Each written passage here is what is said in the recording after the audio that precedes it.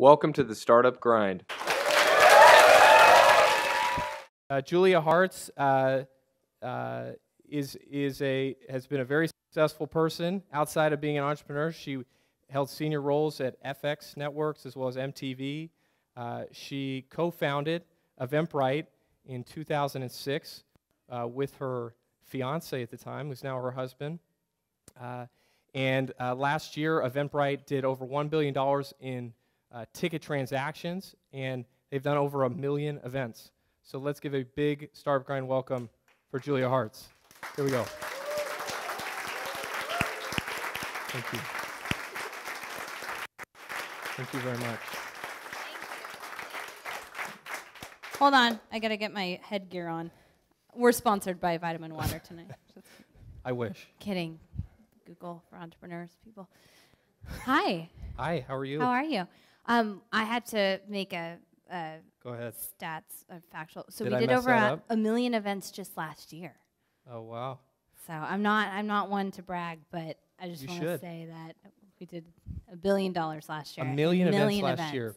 And if I have it right, 70% of those are free events, which we've all done your homework. We've all been to. Yeah. We've all been to those events. I'm sorry. Our product for free is just, it's funny because it's 2/3 of our business in terms of transactions, and the product needs some improvement.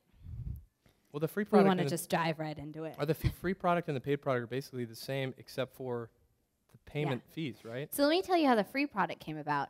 We didn't take into account that people could put 0 in the ticket price box and publish a free event, literally. So when we decided to on our revenue model, I'm starting off on such a good foot. I'm like making, believe it, you want my advice.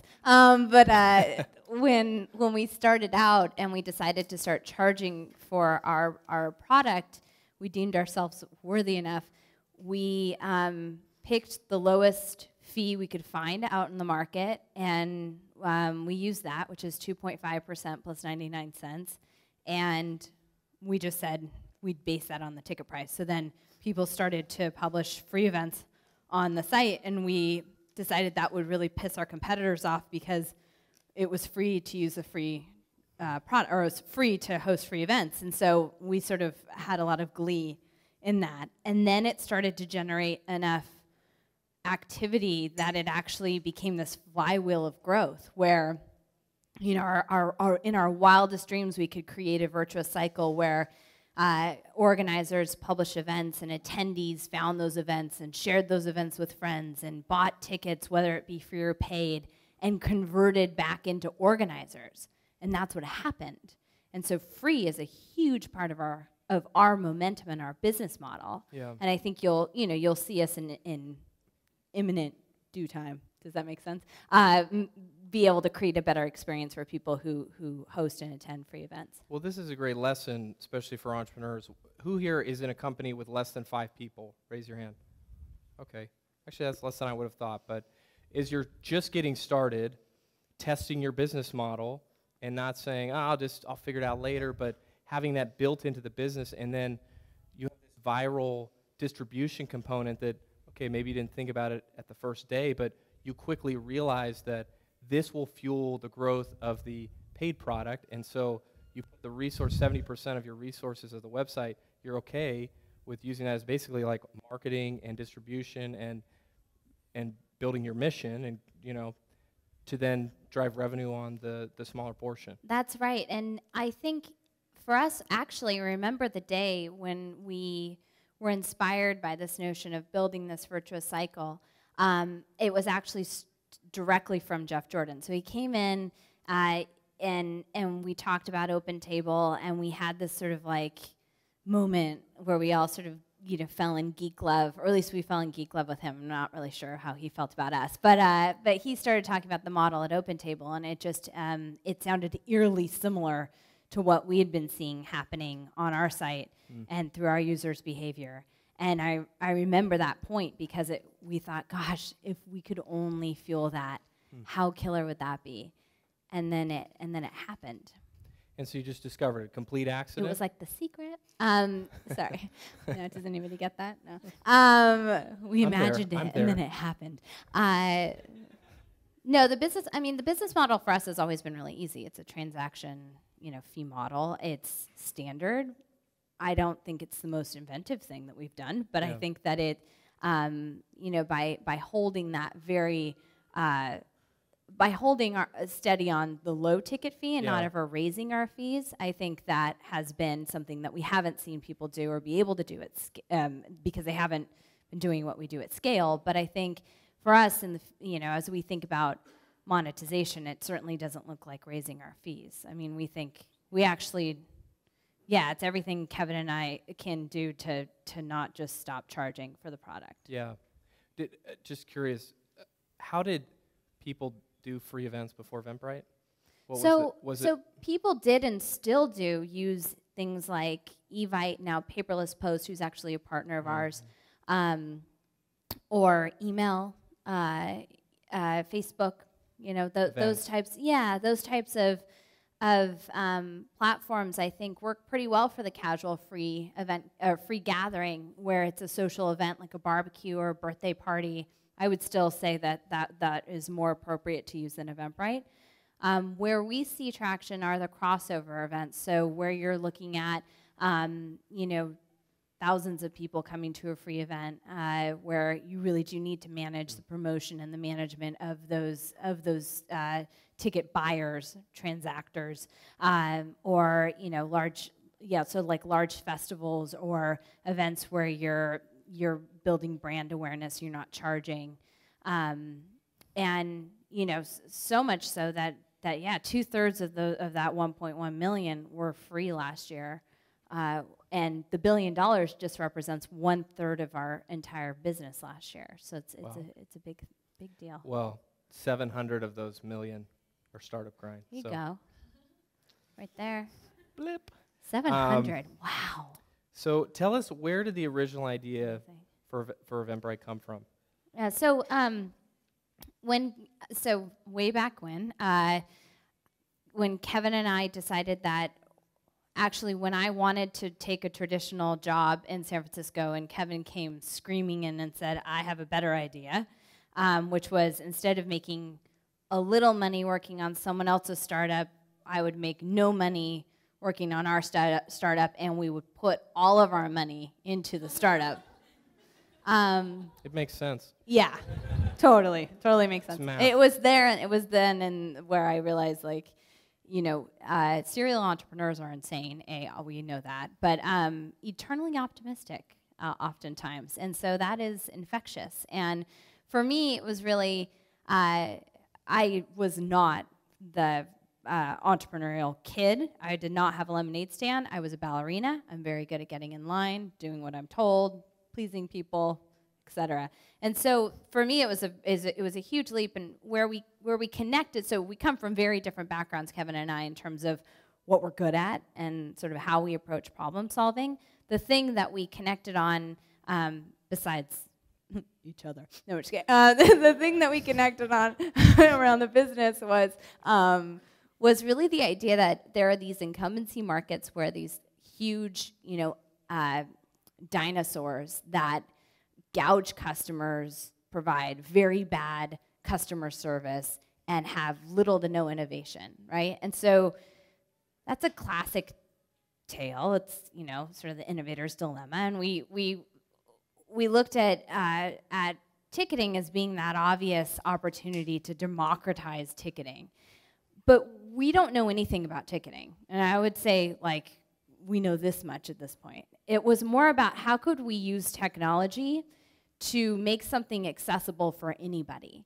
And I think in the beginning we were just so focused on organizers, on the pain points of people like yourself, where we didn't really think about consumers or ticket buyers, because we considered them to be not our customers, but our customers' customers. So in the beginning, we really kind of pared down our focus to just building a platform that would help event organizers sell more tickets. And to this day, sell more and prove it is one of our goals. And so what's interesting is that what we set out to do back in late 2005, early 2006, and partly inspired by Kevin's journey, he had built a company called Xoom, XOOM, where they're going after the Western Union space, right? Democratizing international money remittance. Where we started is where we are now. Like the original notion of Eventbrite is exactly what we've fulfilled, which is probably the most gratifying part, because I know it's so rare. We picked a market at the right time with, I think, the right approach, and we had some luck. We didn't have to drastically pivot. Right. So it's really, I mean, every single day I feel a lot of sort of, I'm very grateful that what we set out to do, we were able to fulfill. Yeah. It's not lost on me. That's very rare. Yeah. The very first product that you had, was it mock-ups? Was it a prototype? Was it, what did it look like? What was it? Did it function? Well, it was called Mollyguard. And I had nothing to do with that, I would like to say. Hold on. Mollyguard. The precursor to Eventbrite. Precursor to Eventbrite was called a product Mollyguard. called Mollyguard. Mollyguard. Do you know what a Mollyguard is? No, but I'd really be interested to Really? know. How much time do we have? So Alan Braverman, who Kevin co-founded Xoom with, went to university, and at this particular university, they were building one of the first web browsers. And the professor's daughter, Molly, would come into the lab on the weekend while they were working, and she would flip the switch. And when you flipped the switch, really bad shit happened. Like IBM workers had to come out on Monday, and turn everything back on. So after she did this 3 times, these very brilliant people figured out that they should put a plastic box over the switch, and that's called a Mollyguard, right? So what does that have to do with live experiences and ticketing? I feel really bad now that I right? didn't know what that meant. So in essence, how this all ties back, we're going to get back on track here. So Kevin and Alan had built products based on the PayPal API. Kevin was a seed investor in PayPal, helped build, or with Alan built these products on top of the PayPal API in the early days. One of them was sort of like what I would liken to Meetup in terms of the original inspiration. Another one was international money transfer. Another one was a subscription service. And so when Xoom got funded by Sequoia Capital really early on, because you need a lot of money to start an international money remittance 2009? company. No, so they funded before that? Oh, Xoom. This I'm was sorry. Xoom, yeah. Sorry, So 2003 or early 2004. They needed to put everything else on the back burner, and so what eventually became Eventbrite was in existence in a very sort of basic form. And what they did was they didn't turn it off; they just let it kind of go on in maintenance mode. And so when we were toying around with the idea of working in this space and particularly working on this product, we actually didn't have to start from zero. Because what had happened was the tech community had adopted this platform and they were using it for their meetups, for tech meetups. And so we were very fortunate to not have to start from a standstill. We had a small early adopter. It just had years and years to be out there and just kind of do what it was going to do organically. In all its Mollyguard glory. Yeah. Well, I'm kind of like horrified by that. But it was actually, we had this small early adopter user base that basically I immediately went to and said, tell me everything you need and all of your pain points. And I think in the beginning, it was a lot about just connecting with our customers who happened to be our peers. So it was sort of beautiful that way, and just really focusing on them and having them help us build the product. And so I would talk to them and they would give me all of their pain points and all of their ideas. We would synthesize that, Kevin would design the product, and then Renaud, our third co-founder, who was crazy enough to start a company with husband and wife team, was actually, well, probably this is smart, he was in Europe most of the time. So we had like so many things going against us. We were about to get married, we were starting a company, we had a co-founder in Europe. But we would then give him everything he would build while we were sleeping, and then we would sort of Give 'em iterate and feedback bug during the fix day. during the day. Yeah. So we actually got very far with just the 3 of us for 2 years. And I think in part because we just focused on the product and our customers. But I think what we started to do as we started to gain traction was it wasn't just about what our customers felt they needed or their pain points. We tried to interpret their pain points and how we could build a great product. But there's the old Henry Ford analogy that if he would have listened to his customers, his customers asked him for faster horses, and he invented the car. So Right. I think for us, it was about, and still is to this day, about where our customers' pain points are, what they're trying to achieve, and then what the data is telling us. So very early on, actually, like our number 8 hire was an analyst, because we wanted to be able to couple our users' behavior and the data story with what they were telling us. And then the third North Star for us in terms of how we make product decisions, even to this day, is we observe their behavior. So there's like the behavioral aspect. Like in person, like do you bring them to a computer and watch them and film them? Or? We actually, lock them in a room and we do user testing at this point and user research where we try to get in front of organizers every day. Right. I mean, we're always on some level interfacing, but it's more of watching the clicks and watch what exactly, they're doing which is married to the data, but I think it's we extrapolate it into 2 different buckets, because I think that what somebody's doing versus how you're affecting and driving the metrics, and then what they're saying, are 3 different points that you can put together to make an informed decision. So we were doing that in a very rudimentary way. I mean, we would have people come to the office and just bang on the product and tear it to shreds, or we would have Kevin's father, who is now in his 80s, come in and do some user testing, which was amazing. We'd like flip a coin who had to sit with. Yeah, it was a family affair. He was our general counsel in the early years. It was awesome. That's awesome. What you didn't develop in stealth mode? Tell us why you didn't do that. So we couldn't, because our product was live from day 0. But we don't actually believe in that. So we believe in rapid iteration. We believe in putting the sort of best minimal viable product out there, and then really committing to iterating that based on how our users use the product. And it's not because we're afraid of building the wrong thing. It's that we fundamentally believe that our users in mass are much smarter than us. And they come up with the most creative things that we could never have even imagined. And I'll give you 2 examples. So one is that Eventbrite's a self-service platform, and you can use it to host any type of live experience. We never in a million years would we have come up with the amount of categories that exists on the platform today. And we're constantly surprised, even today, where people are using it, how they're using it.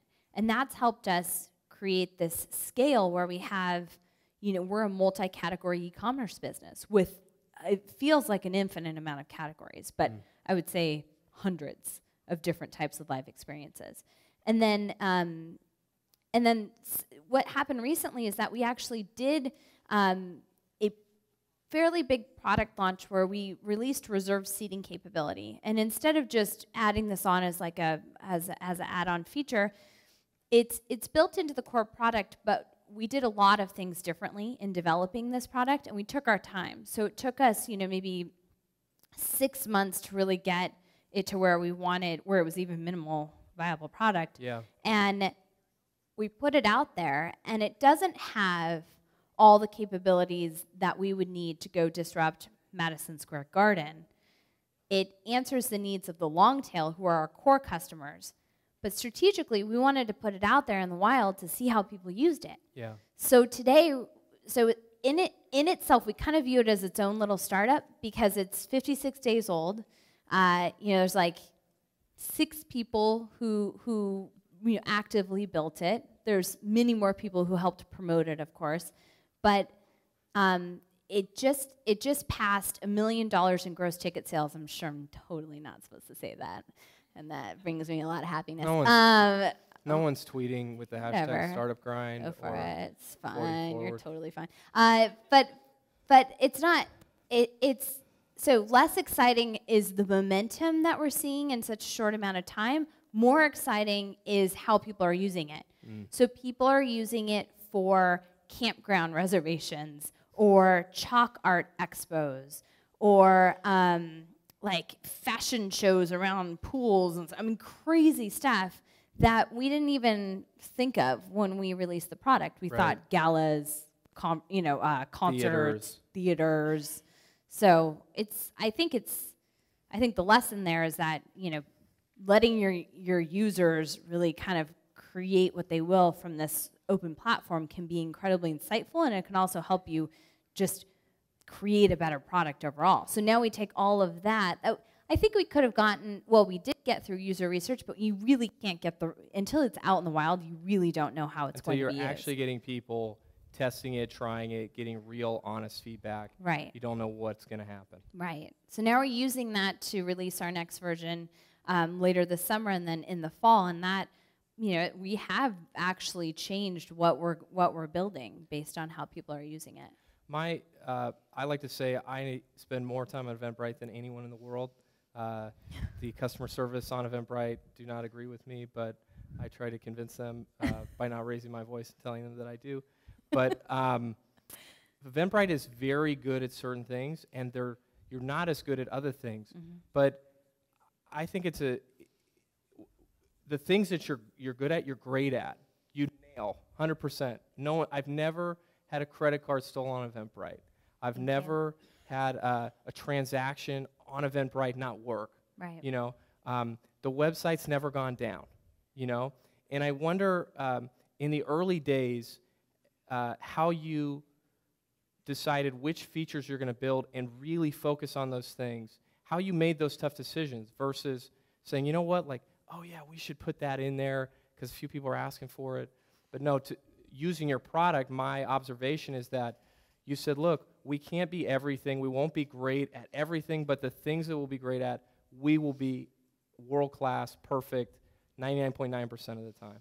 I think you pretty much said it better than I could, so thank you. Thanks. But you could interview me. Yeah, so on Derek, we at the end of the day, we transact a large amount of payments and transactions, and we take that very seriously. And we're not trying to be PayPal or Stripe, or we know where our core sort of value lies. It's not an option to have credit cards be stolen, or to crash during an on sale, or to be or to not have access for everybody when you're dealing with payments. And so I think one of the challenges we see with smaller startups who are coming into our space is pretty much within the first 100 days they get taken out by fraud, which people don't think about when they think about ticketing. Ticketing sounds like a toy or something, but driving a large amount of financial transactions through an open self-service platform is no easy feat. And so we've been building that over the last 8 years, and I don't think it's foolproof by any stretch of the imagination. We have we are a vacancy sign for fraudsters, but we have built a defensible system. Yeah. But because of that, and I agree with you on we do some things great, and then other things we don't do great at all. We don't even do good. I think that our product has a long way to go to become even more simple, more easy to use, more intuitive, more beautiful. Those are the things that we talk about endlessly and that we're actively building. But I think that when we were talking about your biggest pain point being international payments, that's very, very, very important to us, right? And so it's that constant balance of, yes, we may be, a 300-person company, but you're constantly dealing with that prioritization, which is no different than when we were 3 people and we couldn't do everything. It actually was easier because at 300 people, you're like, God, we could do everything. And come on, But at 3 people, you're like, physically, literally cannot do everything. So you have to pick the things that are most important. Right. But I would say that I would give us a solid B+ on how we're prioritizing our future work. we're just getting better and better and better at being more focused, but also balancing the infrastructure and all the things that we have to do to keep the lights on when you're transacting billions of dollars, and also making the product much, much better. This is another great lesson from your company and you, and what you and your co-founders have done, is that, you know, this is not an overnight success. You all started building this, you know, you're going to come up on 10 years here pretty soon. And yeah, you've had kids, you got married. I'll have been married for 10 years things. too. That's crazy. But even now, you are religiously focused on doing what you absolutely need to do. And I, as a founder, as a user of the product, sometimes that's frustrating to me. But as a founder, as an entrepreneur, I respect it greatly, because if I'm 1 or 2 or 5 or 10 people, freak, I better be spending every minute on exactly the only thing I have to do, like the most important things. If I get distracted, if I, you know, whatever I'm doing, if I get off track, like, I could be screwed. Everything could be gone. You're a 300-person company, and you're still saying the same thing. And I hope that's, to me, that's a great lesson that enough early-stage entrepreneurs like myself, that we have, you know, we make that mistake a lot. Well, I think it's really easy to get distracted, and I don't judge people for doing so. I think you're judging me right now. I am, silently. But I think it's, I think that in the beginning, distraction can mean death. I think later stage, complacency can mean death. So either way, you die. But no, so I think for us, it's about staying laser focused on what's most important, but also not taking for granted the things that we think we do great, or that you may consider that we do great. That very much includes the culture of the company and who we are as a team. Do you remember when you first realized that this was a real problem you were solving? Was there a particular customer or a product iteration where you said, wow, this could be really big, this has... Yeah, so it was after the big crash in 2008 when we actually, I don't tell the story often, but we went out to the VC community and everyone turned us down. And it was right before the crash. And so we dug in, we raised some family and friends money, thankfully. We were basically tapped out at that point. And we... You had bootstrapped all the way to We had bootstrapped, yeah. Wow. But we spent, you know, I like to share this figure because I actually think it's quite interesting. We spent less than $250,000, less than $250,000, so less than $250,000 over the course of self-funding the business. So we got to the point of raising our first real round of money without spending, you know, copious amounts of dollars. And I understand that different business models need different amounts of funding. Zoom needed a shit ton of money to get started because of all the regulation and compliance and defensibility. You have to have millions of dollars on your balance sheet to be able to transact money. But for us, there was not much that we needed in the way of funding, and so we kept it really lean. And I think that, you know, that ties through. And one of the things, I'm getting so off track now because I don't even remember what I was originally going to tell you, but one of the things I was going to point out is I think a lot of the decisions you make in the beginning start to weave themselves into your DNA. So you really will see parts of yourself, and the decisions you make in the beginning come out or live on somehow, even if you didn't even mean to do that. And the mistakes, the good things, qualities about yourself, and I don't mean to freak people out, but that's part of being a founder. It's inevitable that some of your DNA is going to be ever present in the company. And so for us, it was about really thinking about where we needed to spend money and why. I would say that we kind of slow ramped the business, and I'm glad we did, because we learned a lot about ourselves and we built this defensible business model over time. Yeah. But of course, you always wonder, like, what would have happened if we could go a little bit faster. And so, to get back to your original question of when we realized that we built something that could impact people's lives, I think is how you maybe put it, or maybe I'm interpreting it. It was a real problem. It was a real problem, yeah. So it was right after the crash, and we had just enough money to get by. So it was one of those sort of hanging off the edge of the cliff moments. And we just dug in, and we continued on our path. We didn't make any major changes. We didn't panic. And what we started to realize was that people started to come to the platform en masse, really, because it affected our growth in 2009, as people who needed either an additional revenue source or income source or had lost their job and wanted to create their own businesses. On Eventbrite in 2009, we had more self-made entrepreneurs using our platform as their transaction engine than in any other year. I mean, it was incredible to see that growth of that particular customer segment. And that's when we realized that we actually had built something that solved a problem for people. Maybe it was just in that moment in time, but that type of user lives on in ways that we couldn't even imagine. And there's story after story, but I'll tell you quickly two of my favorite. One was Russell. He is he has a lot of personality, and he's a chef, and his dream was to open a restaurant.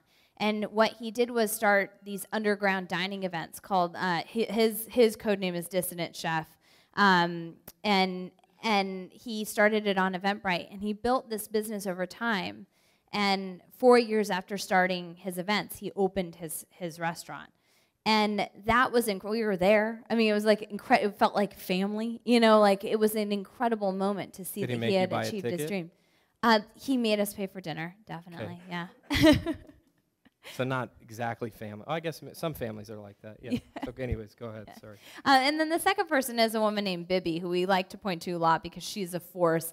She quit her corporate day job at Williams-Sonoma and went to chef school or culinary school, and then decided that all the like culinary events she was going to, the chef was always so serious. And I don't know if you guys have been to any sort of chef classes or if you go to like a workshop. A lot of times the chef is super serious and you kind of just want to have fun with knife skills, you know? And so what she did was she created this event called Parties That Cook, where it was fun. It was like first and foremost a party, but you also managed to cook something while you were there.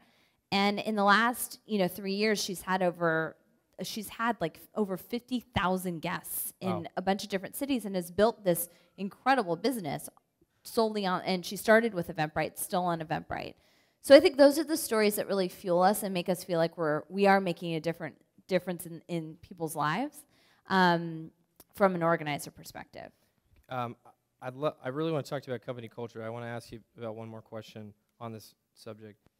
When you talked about in 2009, running out of money, you went to venture capitalists to Sand Hill Road. Now, I mean, for context, your co-founder and your husband, I mean, this guy was an angel funder in PayPal. Mm-hmm. He took a company that was funded by Sequoia to IPO.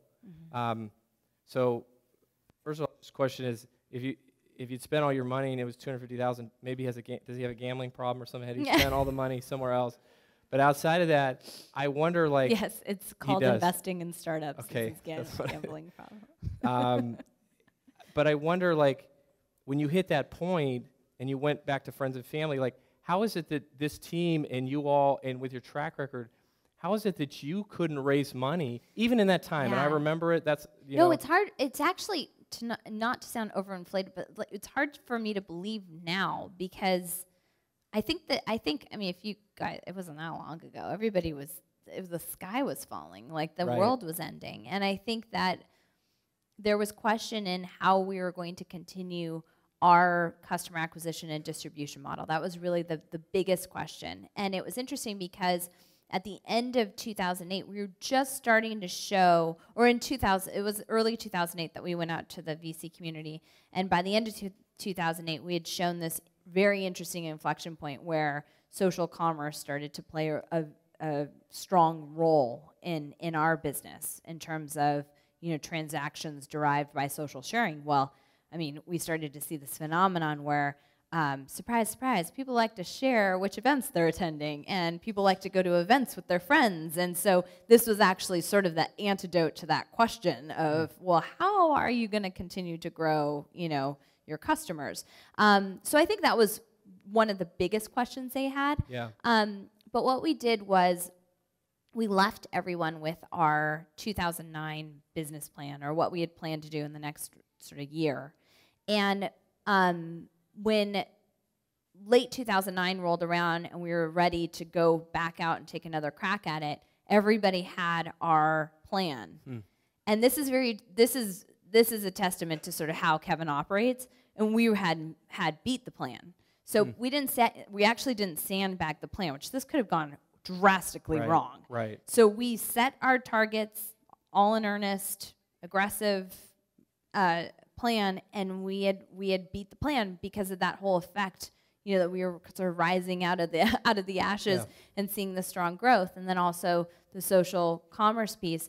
And that, when we went back out to the community, it was an entirely different conversation. Yeah. It was as if, you know, we hadn't had the prior conversation. But they were, I have to say that for all the things that you could say about sort of pitching your business to VCs, I was really impressed at how much like validity they put on us actually making our plan and beating it.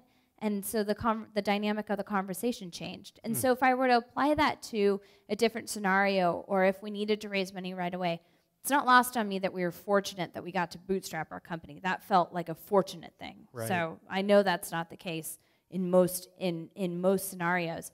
If I had to go out now, I would look for ways in which I could grow the business as organically as possible and be able to prove something. Yeah. Because once you have that traction or that proof point, it just changes the dynamic of the conversation. And then what we did in subsequent rounds is we raised when we didn't need it, because that also changes the dynamic of the conversation. But you know, I think you have to get to a place where you truly don't need the money. Well, and you'd been through this experience as well, where it could have all gone away, right? It could have all gone away, Yeah. and I never think that we masterfully crafted that strategy. I think that there was a lot of luck that came into play and timing. Yeah. And then, you know, building relationships in earnest. I think we weren't jaded in any way. We really do take a lot of input and a lot of advice from a lot of people and synthesize that to help us make the best decisions. But it takes a lot of listening. Yeah, I love the story, and it's not completely unique, but in many ways it is unique. But I think people sitting in this room and people that will hear this wherever they live, most businesses outside of Silicon Valley are bootstrapped. So I think most people can relate to that. Probably how many people in here are bootstrapped right now? Okay, I mean that's how a lot of people start. But you know, you're sitting here with this now unicorn company now 5 years later, 6 years later. And, you know, I appreciate you being honest about it. It could have just as easily, you know, could have been nothing. It could have been nothing. Yeah. And I still don't, I mean, I don't wake up any morning and feel like it could still not be nothing. I feel like there's this healthy paranoia. You know, we're not going to run off a cliff tomorrow. It's not going to just blow up. But I think what I fear the most is the creep factor. Yeah. Where getting creeps, hiring creeps in your company? No, well, yeah, no. I know that won't happen. But just the creep factor of erosion over time, of, you know, what happens if you don't see it coming. But the one thing that we can say, and that has always been clear to Kevin and I and Renaud, is that this is we want to build an independent standalone company. So for better or for worse, we will be an independent standalone company. And, you know, like, being acquired has never been a part of our plan. I don't judge people where that is part of your plan, because I think that there are amazing ways in which you can drive your company forward through an acquisition. But for us, we've just been really focused on building this independent company. So it always is a possibility. Yeah. Right? Let's talk about culture. You are an expert in culture.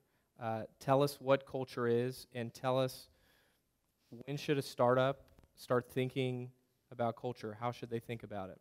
Okay, I'm not an expert. You are not an expert in culture. I'm a student. You are a great student of culture. That would be depressing if I were an expert.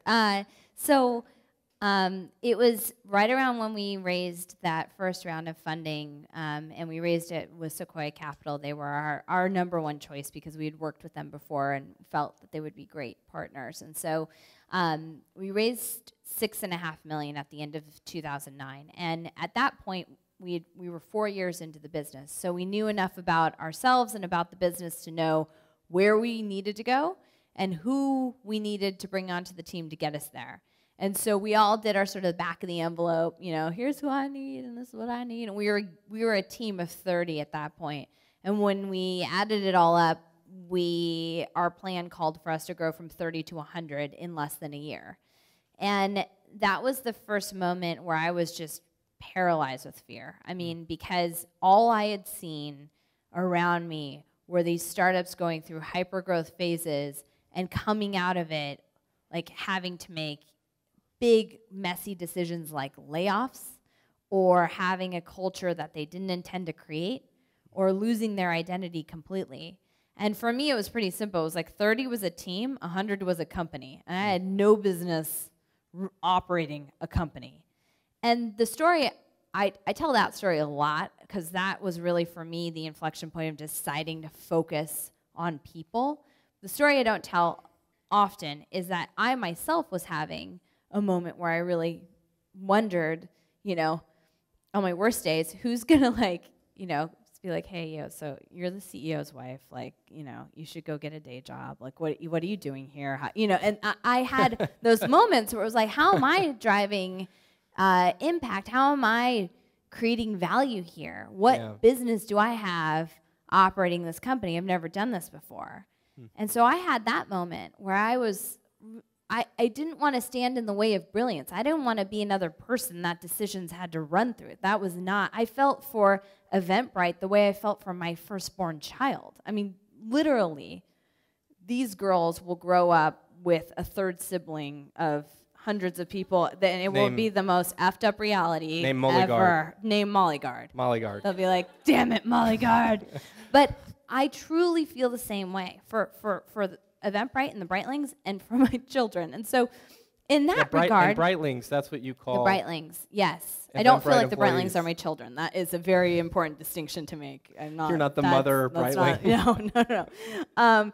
But so I put all those feelings and thoughts together into a Vitamix, and what came out was this sort of challenge for myself, which basically was like, if I am unconditionally devoted to this company, and I feel that it's inevitable that we will make all sorts of mistakes growing this fast and that we might kill the company, then I might as well die trying to make that not happen.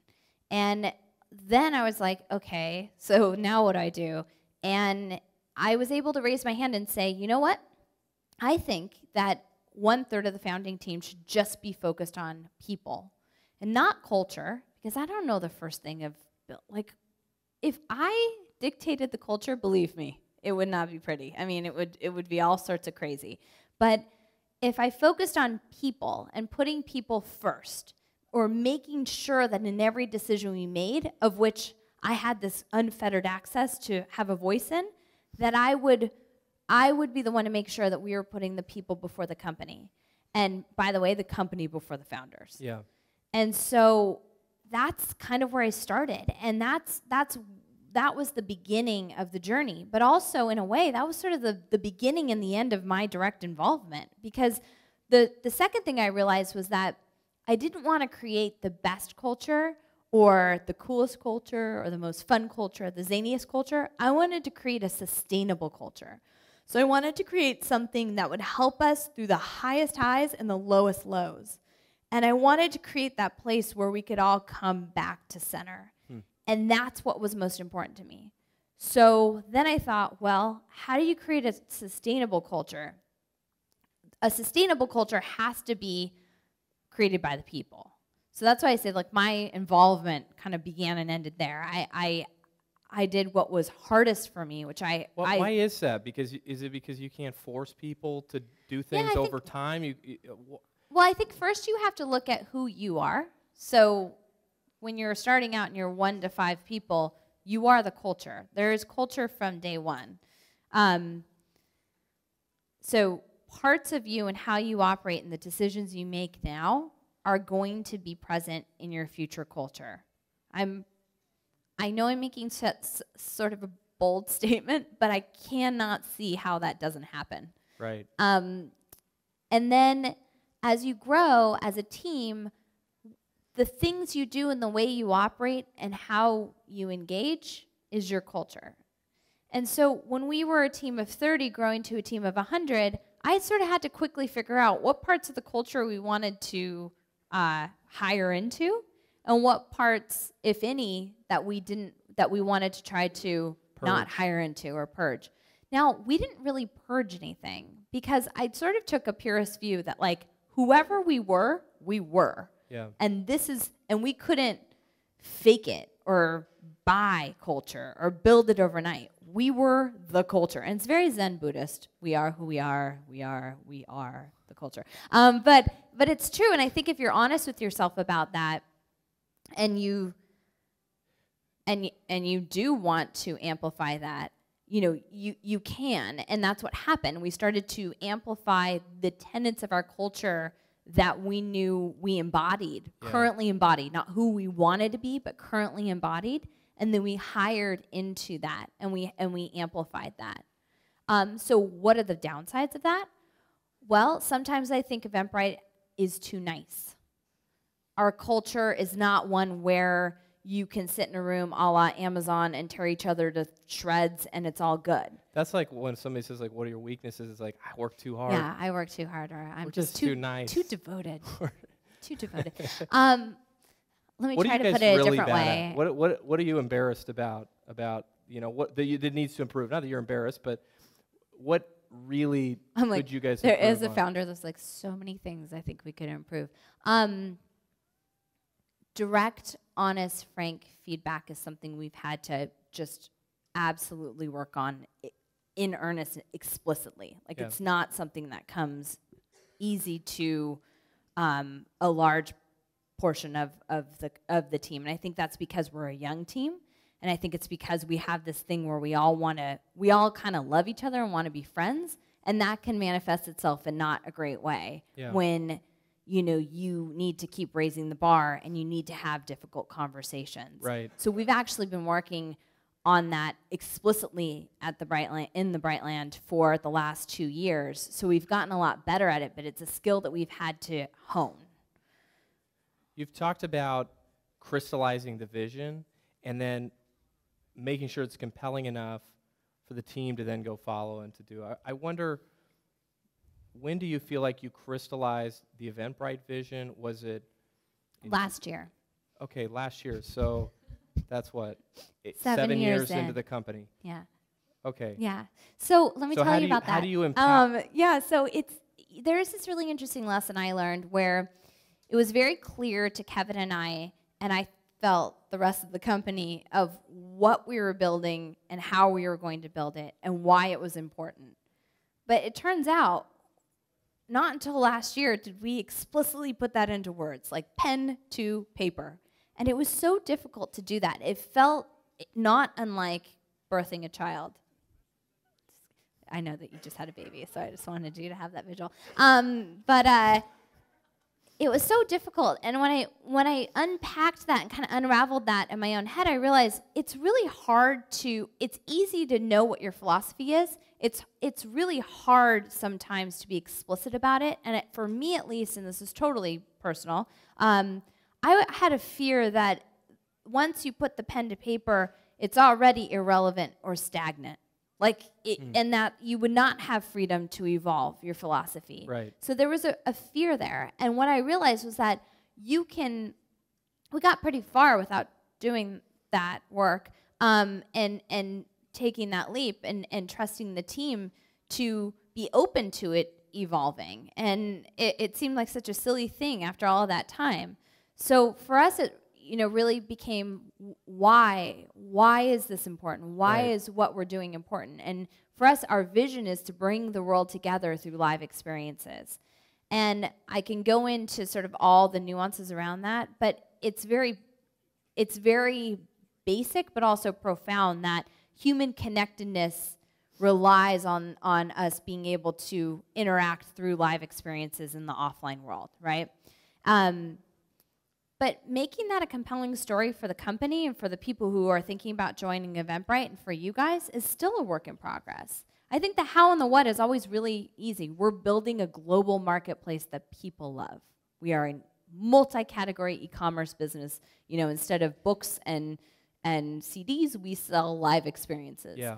But the why is really difficult. And so I think we're still working on the why. Why is it so important what we do? But yeah, I mean, to be completely honest, like that vision statement, that didn't exist prior to last year. Yeah, it's a very interesting question because I know for myself, as I have been had very small startups, and you know, it's do we spend the time and energy on building a vision statement or saying what our mission is? I mean, we just got to freaking build the product. Yeah, that's you know, it. We were very pragmatic that way. And I had a conversation with a venture capitalist named George Zachary about a year and a half ago, and we were sitting down, we were talking about the company we were building. He was like, you need to verbalize what your mission is, what your values are, and literally in 2 minutes, and this is what, and I'm telling this to back up the point that you're making, which is which is I knew them immediately because it was part of our DNA. It was part of what we had built. It was what drove the engine that was our company. And so I think you make a great point that, first of all, you cannot fake these things. You know, if you buy it, it's like buying a sapling that like is small but bent like this. At some point, that thing's going to fall in your house. Right. You know, when it gets big enough, that you cannot erase those things. You cannot eliminate them. They will show themselves eventually, and you can't be something you aren't. So be what you are, and I don't know where that inflection point is of maybe it's 30 people, maybe it's 5 people, maybe it's 2 people, where you start thinking about those things, but they are important. So at some point you need to think about them, and as you're trying to hire and motivate and grow and spread that mission, people need to know what that is, and it needs to be crystal clear to everyone in the company. Well, you need to be anchored to something, and I think the fear is that that anchor will turn people off, or you know, I think that the very evil side of not setting a philosophy is that you could kind of be everything to everybody, or like a chameleon, and that's bullshit. And people don't want to have the philosophy just always changing, evolving, yes, changing on a whim, no. If you don't have that anchor, you're all just sort of floating around at sea. And you might be moving, what we were doing is moving in the same direction in a really nicely sort of organized fashion, but it wasn't until we created that anchor that everybody could really see and feel and understand how they were driving impact towards that it changed the way we moved, the way we made decisions, our velocity tremendously. We're going to take a few questions from the audience if we have them. Peter, we'll start with you. Oh. Headgear transfer. First of all, I want to say the best thing about Eventbrite is these emails that say my friends are going to this event, and I'm always like going there. But the worst thing is that you can't log in with Facebook. Oh God, don't get me terrible. started. If I really wanted to get fired, I'd tell you more about that. But the question is, are you looking into catering to more of the event management, the actual event or post-event, anything, because you're about the before the event and the tickets. Yeah. Is there any plans for that? that? Yeah, I mean, I think we constantly toy with how far our product can reach in terms of the span, the life cycle of the event. And there have been certain moments in time when our product roadmap has been even, you know, broken up that way: pre-event, at event, post-event. I'd say the biggest opportunity for us is sort of platform ubiquity, especially mobile, in terms of that at event and post event. And I think you'll see us develop much more into that this year. But I also think that for us, focus has always gotten us to where we needed to go. So right now we're focused on how can we help you find great live experiences to discover, And how can we help drive this notion of a global marketplace? Because if we can actually build a like anybody can build what looks like a marketplace, but if you can actually build a true marketplace that's dynamic and global and scalable, at scale rather, then for us it's kind of like nirvana in terms of what we're building and what we fundamentally believe is important. And so we have to balance the sort of feature function with the grand vision. And so I think that there's tremendous opportunity not only for us to extend our reach primarily through mobile, but then also, and what Derek and I were talking about, all the opportunities that we have in building a more robust API and building a platform where developers can easily and better integrate with Eventbrite. Hi, yeah, over here. Oh, sorry. Oh, no, back there. Sorry.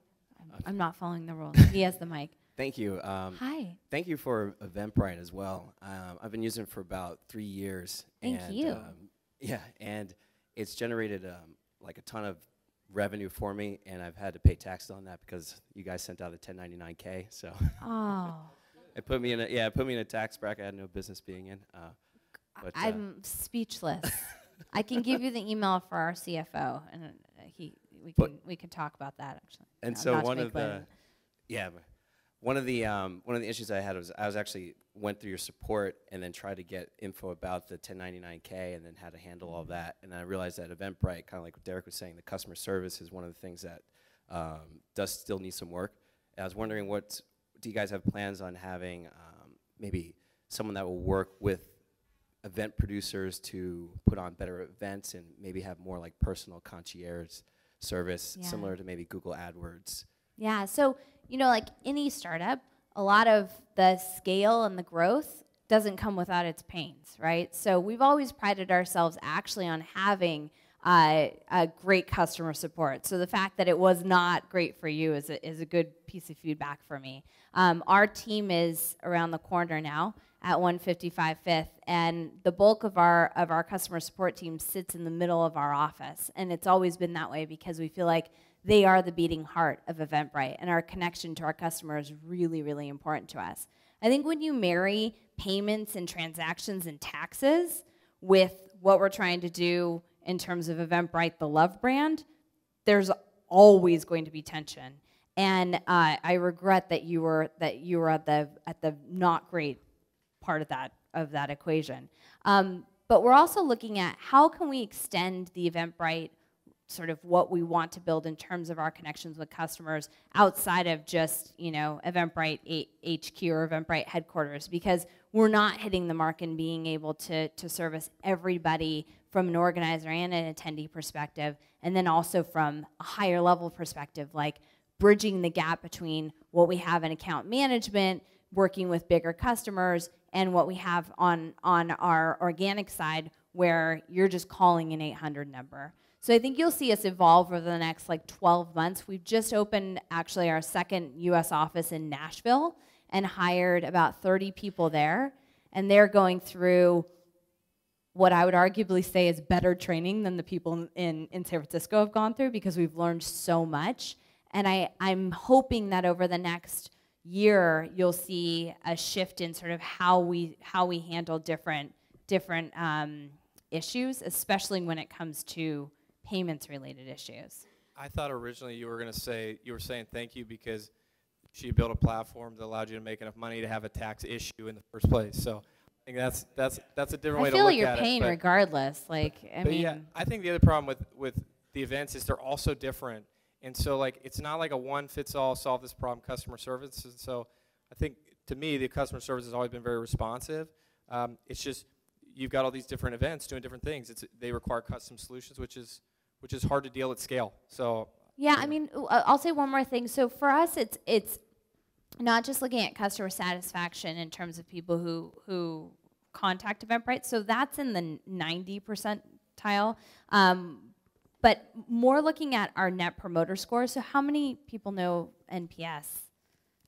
So NPS is a measurement that was created by this guy Fred at Bain, and it's basically a really quick way to measure customer satisfaction. It's super lightweight. It's 0 to 10. How likely are you to recommend Eventbrite to a trusted friend, colleague, and substitute Eventbrite for anything else. Product, service, we use it internally at Eventbrite. So we measure our Net Promoter Score from an organizer perspective, an attendee perspective, and then a Britelink perspective, because we think that all of those actually are intrinsically linked. And I can tell you that our Net Promoter Score on the organizer side and our Net Promoter Score on the Britelink side have been the same over the last 3 months that we've been tracking these different cohorts. So it's really interesting to see, and I recommend that if you're thinking about a service component, if service is a priority to you and what you're building, to look at NPS, because it's super, super easy to administer. There's a great app called Delighted that we use, and it's been really helpful for us, because not only do you get a baseline and you get to track that over time, but you also understand sort of trends really easily in just a super simple way from the data from text analytics. So it's a great tool for us. We're going to do 2 more really quick questions. Hi there. Hi. Hi. Thanks for thanks for really honest stories about the creation of Eventbrite. It's always refreshing to have a founder speak about that. My question for you is, how do you coach? I'm a recruiter for a small startup. How do you coach and motivate your employees to reach their best potential with Eventbrite? And maybe not the top performing employees, but sort of in the middle ground. Well, I think that the way we think about career progression at Eventbrite is that, or at least personally, I believe there should be 300 different career paths at Eventbrite. So I believe that the path is not something that's set up like a ladder, but it's individual to each Brightling, and it could be very windy. So internal mobility is something that we promote at Eventbrite. We also now sort of having opened an office in Nashville and Dublin and Melbourne, we have geographic mobility, which is really interesting. Those are sort of like 2 external opportunities that we're able to offer the Brightling population, but really in the core function of sort of why you came to Eventbrite and what you hope to achieve. We do things in sort of rapid iteration and rigorously. So we check in, we do sort of Brightling check-ins. Instead of an annual review, we do check-ins every quarter.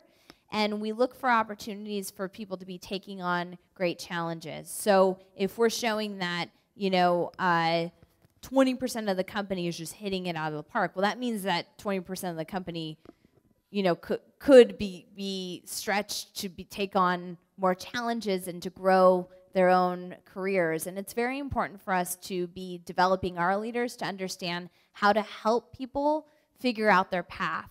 But I don't want to create a company where paths are pre-chartered or are set out for people. I find it to be slightly disheartening to say you need to do X, Y, and Z, and then this thing will happen.